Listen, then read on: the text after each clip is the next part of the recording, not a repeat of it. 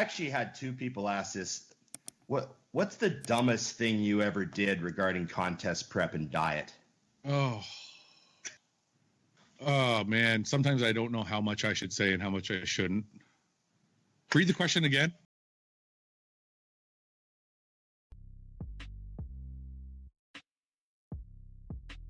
What's going on, you guys? EP09 back here with another video, and today I wanted to talk about Wesley Vissers and his upcoming plans for the 2023 bodybuilding season.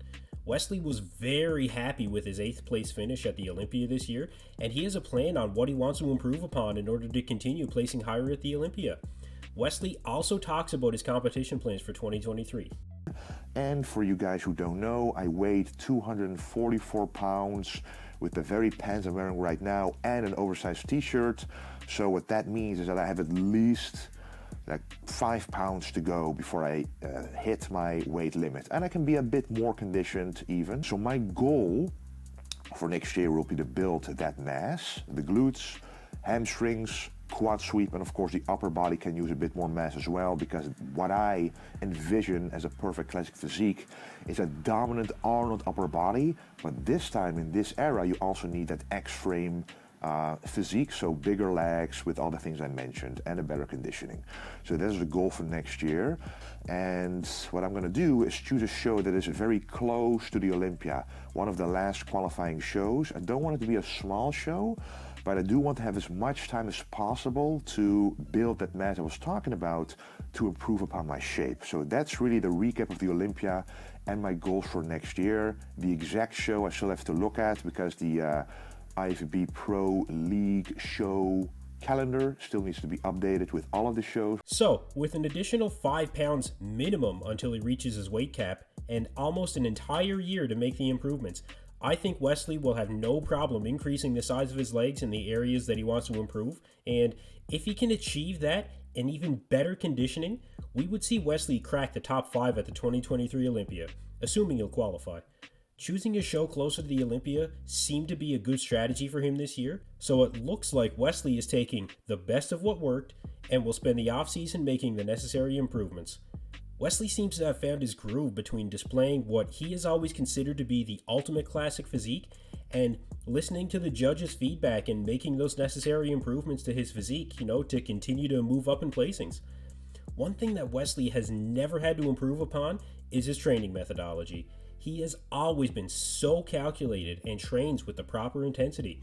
His diet has always been structured to not only make improvements, but also to make the healthiest choices possible. So, I do think we will see great things from Wesley in the 2023 season and beyond. Next up, where has Chad Nicholls been? As the guy that coached both William Bonac and Big Ramy for the 2022 Olympia, you would think that we would have heard something by now. Chad has not been heard from since before the Olympia, where he was saying how Big Ramy and William Bonac, for that matter, were not only on point, but improved from last year. He said this on Dennis James' podcast just weeks before the Olympia. First, and I'll look at him and I'll be like, God damn, he's so good right now. You just think, how in the fuck could anybody beat him? And then I'll get Ramy's pictures and I'll be like, oh shit, how the fuck could somebody beat him? I mean, they're both right where they should be, 100% right on the money. And the good thing about Ramy is this year, everything is, really what I've been looking for during the whole prep, and during the whole time that I've been with him. And everything's spot on right now. Now, as we all know, Big Ramy and William Bonac had their worst Olympia showings in quite a few years, and he has said nothing. Chad's last post on Instagram was December 15th, and there has been no statement from Chad as of today. We all know what Dennis James had to say about what happened with Big Ramy, and basically that was that he has no idea what happened, and for the most part, put Big Ramy's disappointing showing at the Olympia squarely at the feet of Chad Nicholls. So it's one thing to wonder what happened with Big Ramy, but what happened to Chad Nicholls? Chad has had some health challenges lately that stemmed from a spider bite and caused an infection and a string of health complications that came from all of that. It seems like Chad is still dealing with some of that. Chad did appear for an interview on Desktop Bodybuilding back in late November, about 3 weeks before the Olympia. Check it out. A lot of people don't know. I've been kind of sick for a couple years now, dealing with a blood infection that originated from a spider bite. And it was kind of a weird scenario. I've been septic twice in the last year. So kind of balancing on the verge of death twice. So it's scary, but I'm starting every day a little better. Still dealing with pain and some things from the septic. So if Chad is still dealing with this infection, I certainly wish him a speedy recovery, and I hope he can fully recover from this. Nobody can deny Chad's legendary status in bodybuilding as a coach, as Chad coached Ronnie Coleman to 8 Olympia victories. I do not think that Chad's health concerns has affected his ability to be the best coach that he can possibly be. If Chad has to or wants to put coaching aside, I don't think anybody would hold anything against him for that. The fans do still want to hear from Chad on what happened with Big Ramy, so we'll stand by for a statement from Chad. Last update I have for you guys is actually a recap from an interview that Fouad Abiad did on the It's Just Bodybuilding podcast with Dusty Hanshaw and Ron Partlow. Fouad answered a fan question on what the dumbest thing he ever did getting ready for a show was in the past, and he tells a story from 2005 when he was getting ready for the Canadian Nationals in an attempt to win his pro card. And honestly, I wasn't ready for what he had to say. Fouad unpacks a lot here, but you guys are going to be absolutely floored when you hear this. Check out the clips. I actually had 2 people ask this. What's the dumbest thing you ever did regarding contest prep and diet? Oh man, sometimes I don't know how much I should say and how much I shouldn't. Read the question again. Story of my life. What's the dumbest thing you ever did regarding contest prep, dieting, etc.?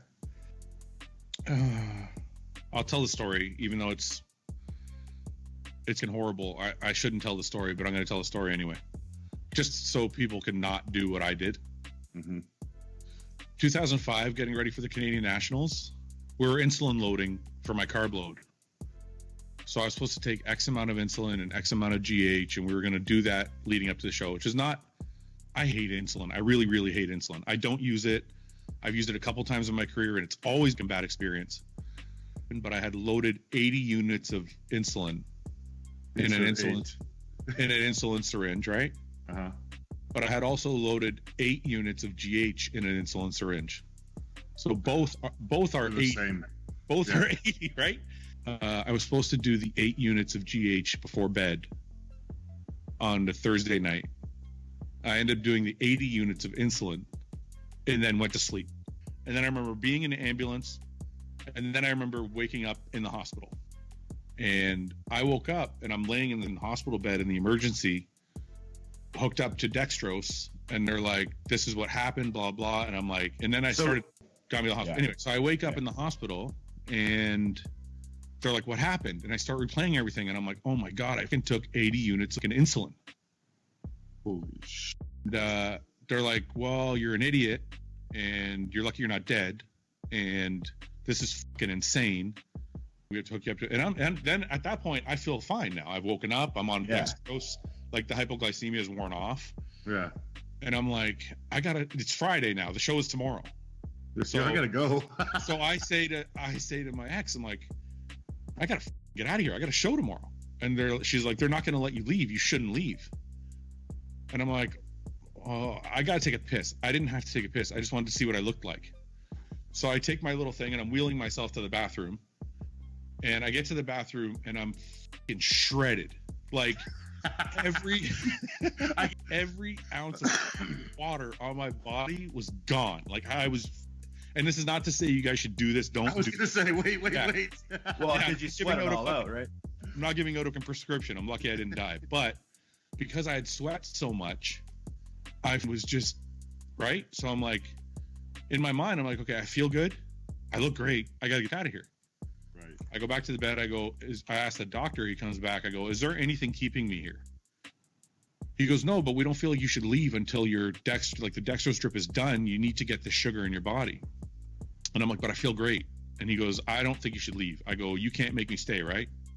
He goes, no. I go, okay, I'm out of here. He goes, well, you got to sign a waiver saying you're leaving. I'm like, okay, cool. So I sign a waiver. I can bounce. And all I have on is a pair of hospital pants and no shirt. And I call my coach and I'm like, this is what happened. What should I do? He's like, start eating brownies. I'm like, okay. I'm like, awesome. So I stop brownies. I stop at the gift shop on the way out. I grab a bunch of like Danishes and brownies. Nothing and shit. like hospital brownies. Oh, it's so great. So anyway, I get in the back of a cab, still wearing no shirt, and I have no shoes. Just no shoes. No shoes, no shoes, no shirt, just hospital pants and my baked goods. I get there, I get out of the car, and I'm walking through the lobby to get to the elevator to go back to no my shirt on. No shirt on, no shoes. All the competitors are there because it's Friday. I woke up the next day, got on stage, won my class. And crushed it. I looked amazing. My body soaked up all that carbs. I was like, I actually spilled over a little bit. That's probably why I didn't get my pro card. But yeah, I won the super heavyweight class that year. And yeah, that's all. So long story short, don't use insulin. It's horrible. So like Fouad said, this can serve as a lesson for everyone. Bodybuilding is not without its risks. Most of those risks are calculated risks, and these days, athletes are not only getting their health markers checked on a more regular basis to protect their health, but athletes are also more open to talking about it these days. Fouad is very lucky that he's not dead, and yes, what he did was very stupid. But this shows you again that not only can mistakes be made, but it shows what risks some athletes will take in their pursuit of bodybuilding greatness. Thanks a lot to Fouad for being open and allowing others to learn from his mistakes. And, there's a lot more details in the full interview, and I encourage you guys to all go check it out. I'll leave a link in the description below. So that's it for the video today, you guys. Leave me a comment down below. Smash that like button if you enjoy this content. And thanks for tuning into EP09. Be sure to like and subscribe.